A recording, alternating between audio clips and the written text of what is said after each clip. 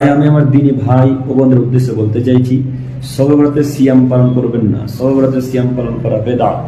শবে বরাতের সিয়াম পালন করা বেদাত। শবে বরাতের সিয়াম কেউ যদি নেকির উদ্দেশ্যে পালন করে তাহলে সে নেকি তো পাবে না, পাবেই না। তাহলে সে নেকি তো পাবে না, পাবেই না, ঘুরিয়ে পাপ হবে, এ কথাই ঠিক।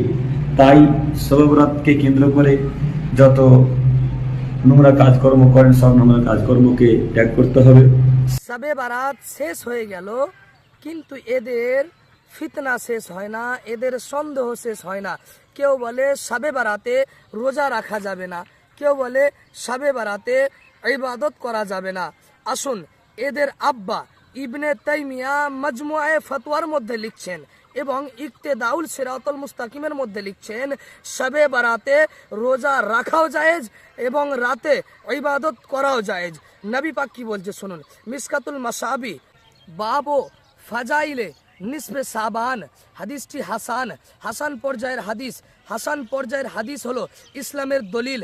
এবং নবী পাক বলেন, সুমু নাহারাহা ওয়া কুমু লাইলাহা, শবে বারাতের দিনে যে রোজা রাখলো এবং রাতে যে ইবাদত করলো, আল্লাহ তার সমস্ত গুনাহ ক্ষমা করে দেয়। বলুন সুবহানাল্লাহ।